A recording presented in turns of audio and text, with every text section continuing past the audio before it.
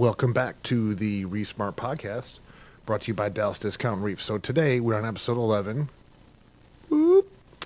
And the topic is to answer another question.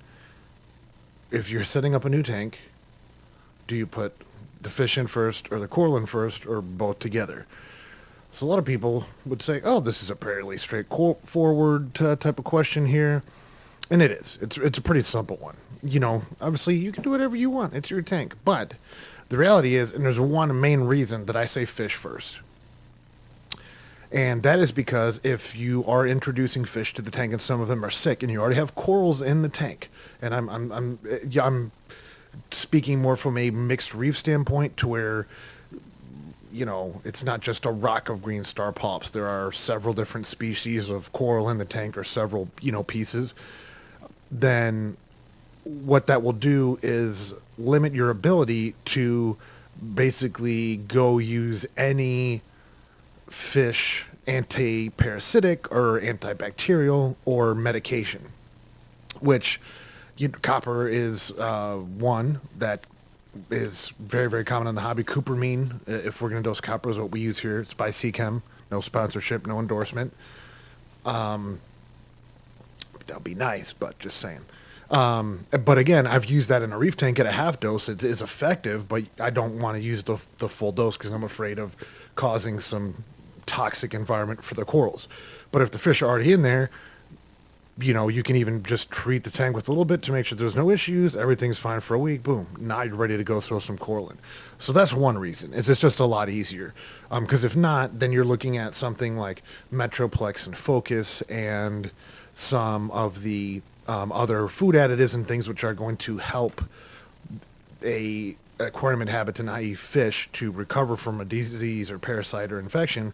But they generally take longer to take effect in my experience. They are still effective, but it's a more drawn out process. And ideally, especially with fish, and if you're putting a lot of fish in, the cost of fish has gone up, all these type of things adding together, you can keep them alive and happier and healthier quickly. And, ideally, everything comes in and it's fine. And I'll tell people, dude, if you put 20 fish in a tank and one of them dies, dude, sorry, firefish. It's what's going to happen.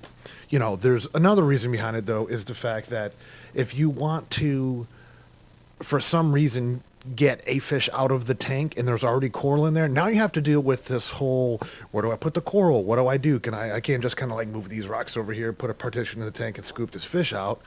Now you're trying to get buckets and taking stuff out of the tank. And a lot of people, to kind of point number 3, aren't set up to do that. So when you look at it just from a management standpoint, if you did end up in a scenario where you needed to take action for the health of your fish, it's easiest to do that when there are no corals in the tank. And the nice thing, about that as well is if you get the rock sticking, like, oh, this fish, or I need another cave or whatever, you can go ahead and do that again without having to mess with the rock. I can't say I've always done this. I was just asked, we're talking the situation that is going to provide the, optimal outcome for what we're looking at. So that being said, that's what I recommend and I have seen great success with. Not that it doesn't work other ways, but that's the best way. So nothing too terribly complicated, but a lot of the reef keeping is sitting down and saying, hey, is this a common sense approach? If my end goal is X and I'm going to do 1, 2, 3, is there a better way to do this than just a random, arrangement? And the answer is yes. And so hopefully this helps you out, gives you a little bit of insight, especially if you're starting a new tank.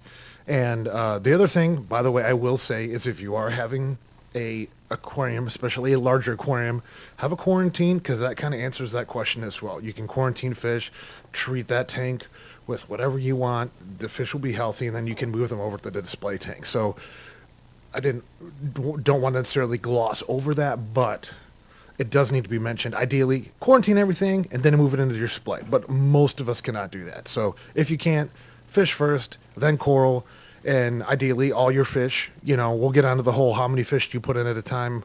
My opinions differ from a lot of other people in the hobby, but I've been very successful with it.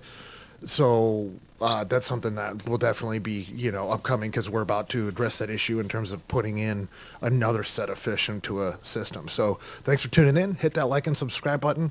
We thank you for your attention. If you have any feedback, shoot us an email. We look forward to hearing from you soon. Sayonara.